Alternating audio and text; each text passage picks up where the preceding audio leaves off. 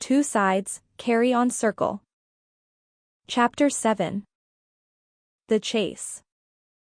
I'm glad that's over with. Gabriel said as he opened the pill bottle. I felt the organs start to rattle within me.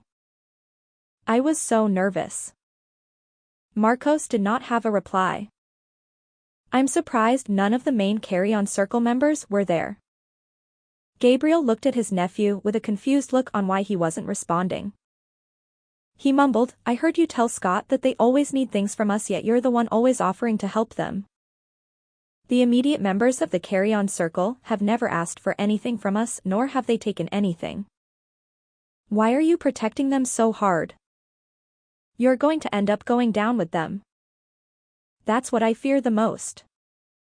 But nothing in that apartment was yours, right? Gabriel asked.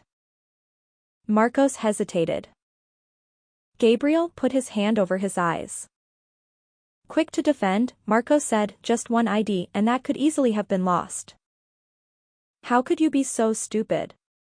Gabriel shouted. Tio dash. Gabriel continued, you realize we had a good thing going. They think I'm too old to know what's going on or just wrapped up in dope. They're relying on you for all the information, but now they have something on you, so you're even more of a target. Marcos looked him dead in the eyes. If they would have found something of mine, then there would be cops surrounding our home right now and I would be long gone. The ID is the least of my worries. The second Scott finds out we have met before my life is over. He will find any and every way to throw me in jail and leave me there to rot. We all make big mistakes, and that one wasn't entirely your fault. Antonio and I were there and we did nothing. We let him die on us because we were too afraid of the consequences, and I've had to live with that ever since. To me, that is the biggest punishment. Gabriel pondered, we will get ourselves out of this, but just for that you're going to make the dreaded call to Antonio to tell him what is going on. Do it as soon as possible. And Sabrino, do not throw me under the bus or you'll regret it. Marcos reached for his pack of cigarettes, his white good luck lighter, and phone. He took a deep breath as the brisk air hit his lips. He could barely keep his fingers still to dial the number. Don't pick up, don't pick up. Hello, who is this? Marcos felt like he was punched in the gut. Hi, is Antonio there? Can I ask who's calling and from where? Marcos cleared his throat. Zorro. And from Gabriel's house. There was a silence on the other line. Hello, Primo? What's going on? Antonio. Did you already hear? No. God damn it, hear what? I'm asking what happened because I told you to only call the ranch when it's an emergency and that we will talk when I call you. So let me ask again, what is going on? Marcos took a deep breath. The bounty hunters found out about the Carry-On Circle and raided the house today. 12 came to confiscate everything and made 8 arrests. There was a long pause from the other line. Are they looking for me? Yes. And your dad thought revealing the Carry-On Circle would create a distraction, but now things are spiraling out of control. So it was my fucking dad. You know what, I was going to start losing it, but I don't even care. If all these people are going to go down for me, then so mote it be. So you don't care if Hallie, Zay, Zed, and Bryn go down too? Marcos asked. Whoever keeps me out of jail. As long as they don't find me here. How is Tricky? Antonio's voice trailed off. He's good, most likely. Look, just try and do whatever's necessary to make sure the ops stay off my back. I'm going to get in contact with Salia. I think she's coming back to Los Campos pretty soon. Primo, I'm sorry. Marcos said. No, don't apologize. You're doing what's right for the family.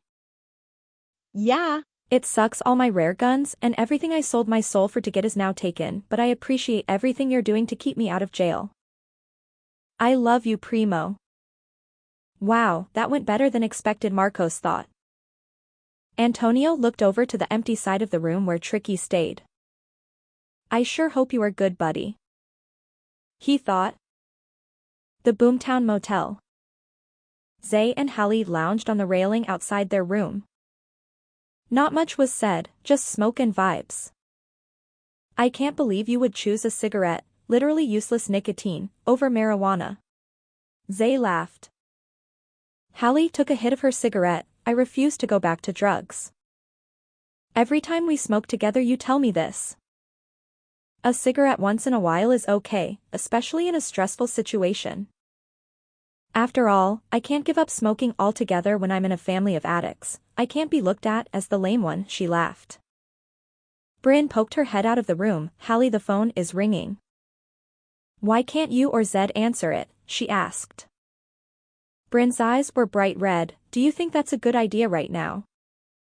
Hallie reached for the phone and put out her cigarette on the concrete. Before she should even answer, there was already screaming on the other line. What the hell were you guys thinking? Everything we have worked for, everything we spent years doing is now gone. I can't believe you guys let all these people go to jail. And where were you guys when all of this was happening? Antonio. What is going on? Hallie shouted over him. Only Caden has gotten arrested and everything at home should be okay. And no, it's most certainly not. Marcos didn't tell you? The pigs raided the Carry-On Circle house. Hallie was at a loss for words.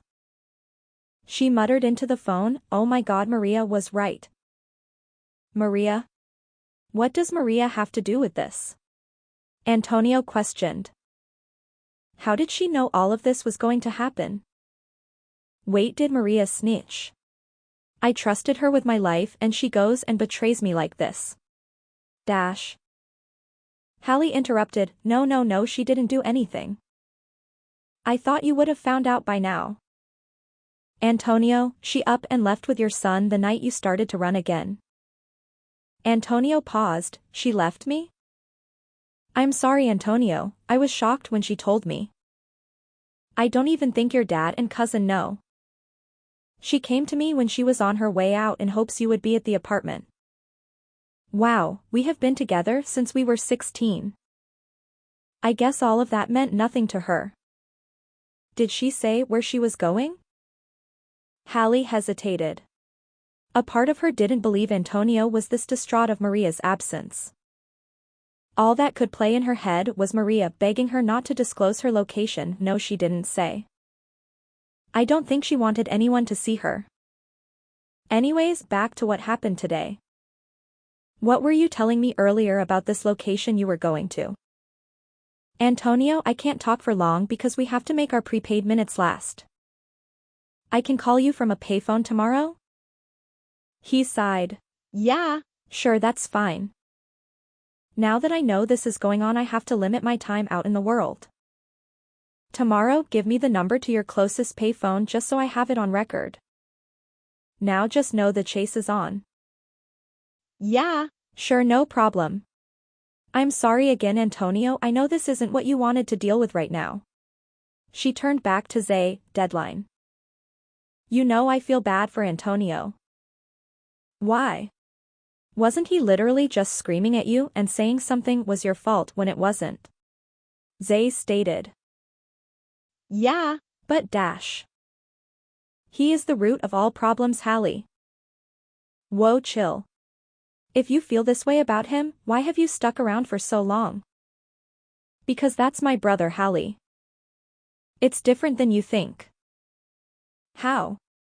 Because as far as I'm concerned, we are all family. And it just so happens us in this room are the closet with Antonio and Tricky.